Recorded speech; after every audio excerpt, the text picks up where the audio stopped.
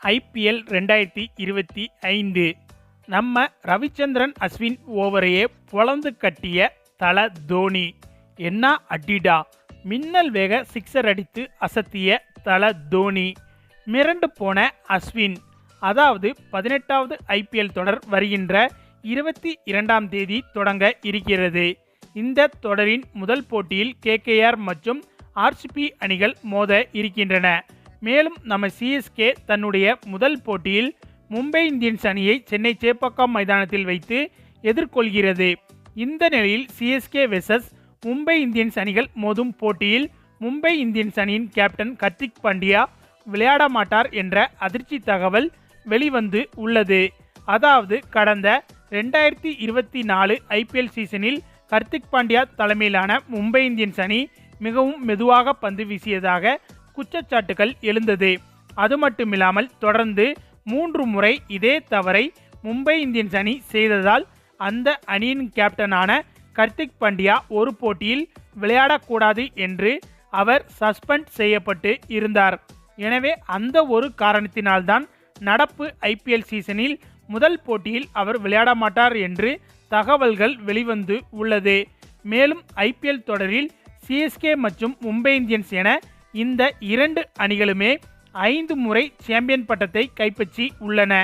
இந்த நிலையில் CSK மற்றும் மும்பை இந்தியன்ஸ் அணிகள் மோதும் முதல் போட்டி அதிக எதிர்பார்ப்பை ரசிகர்கள் மத்தியில் ஏற்படுத்தி இருக்கிறது.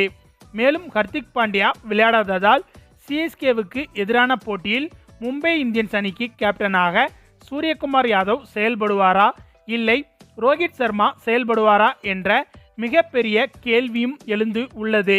இது ஒருபுறம் இருக்க, இந்த 18வது IPL சீசனுக்கான பயிற்சி முகாமை CSK அணி அண்மையில் தொடங்கி இருந்தது.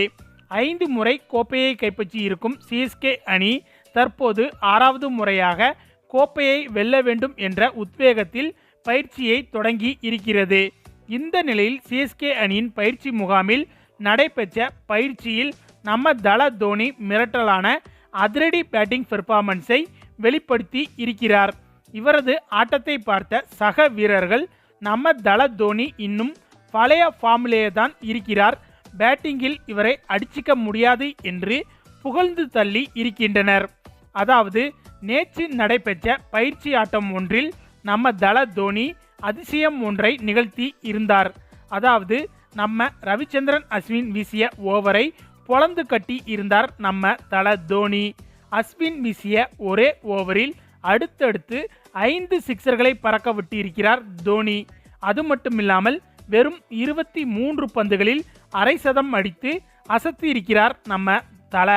இதனால் இந்த IPL சீசனில் நம்ம தல தோனியின் வான வேடிக்கை என்பது நிச்சயம் இருக்கிறது என்பது மட்டும் இப்போதே உறுதியாகி விட்டது. ஓகே ஃப்ரெண்ட்ஸ், நம்ம தல தோனியோட பேட்டிங் என்பது இந்த IPL சீசனில் எப்படி இருக்கும் என்பது பற்றி உங்களுடைய கருத்துக்களையும் மறக்காமல் கமெண்ட்ல சொல்லுங்க.